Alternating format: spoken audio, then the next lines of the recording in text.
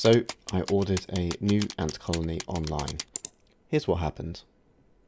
Well, somewhere within this blurry box is my ant colony, as my hands are trying to show.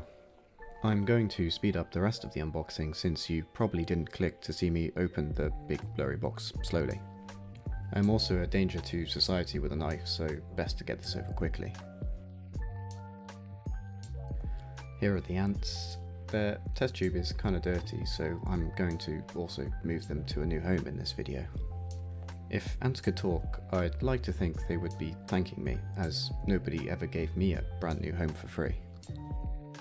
As you can probably guess, the really big one is the queen. Seems like these guys are doing pretty well. They have some pupae, larvae, and potentially some eggs in there. These ants are a Pheidole species, commonly known as big-headed ants. You might be thinking to yourself, these ants don't have very big heads. Well, that's because they're all workers at the moment. The name big-headed ant stems from the soldier this species produces. Hopefully we get some soldiers as the colony grows. In the meantime, the only one with a big head here is me. I thought the ants would be pretty hungry after their trip, so I gave them some protein jelly. But maybe I guessed wrong, or maybe I'm just interested in eating the jelly as nobody else was really interested in trying. While the ants ignored their dinner, I decided to move on to making their nest. I decided to go with this acrylic nest I had lying around, since I wanted to see the ants dig. It has this handy divider to the side to allow us to view all of their sort of living activities.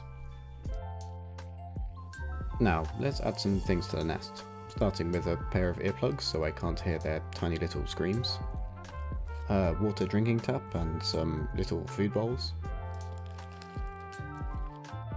a mystery liquid covered in Spanish.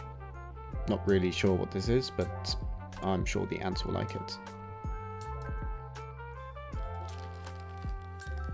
A bag of sand for them to nest in. Some big stones for decoration. Some smaller red stones also for decoration. We have all of the ingredients, time to stick them all together. Okay, I lied about the earplugs, it's actually just to stop them escaping.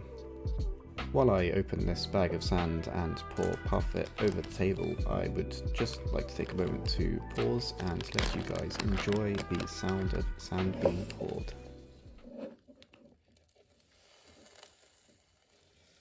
Sorry to interrupt your sand pouring ASMR, but I'm an idiot and forgot to add a layer of rocks on the bottom, which was my original intent. This is just to help with drainage of water when I hydrate the nest. Okay, back to the sand pouring. I realised that 1, I suck at pouring sand, and 2, pouring sand is probably as interesting as watching paint dry, so I'm going to speed this part up.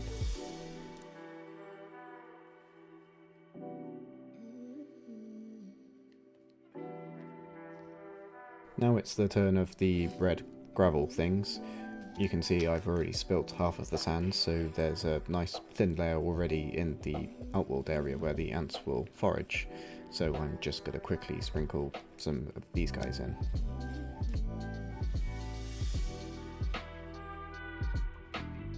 I quickly added their water bowl and food bowl, and also found this air plant which doesn't require any soil to live, so I thought that would make a nice addition to the sort of biome thing I'm creating here.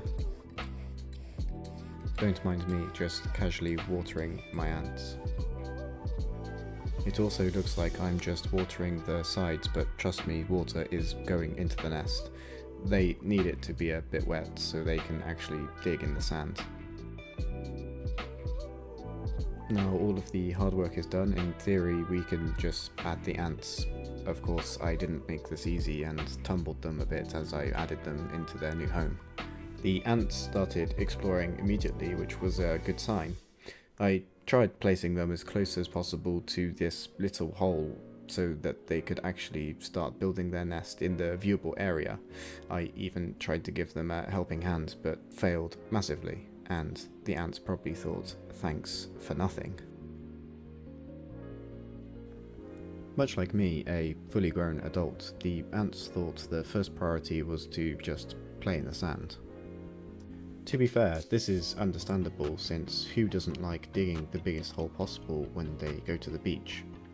With that all said, we'll leave it until next time to see the results. Will the ants dig a big hole? Will the queen move from her dark, dingy, mold-infested dungeon? Or maybe she's decided she likes dark, dingy dungeon settings and won't do anything. Tune in next time to find out.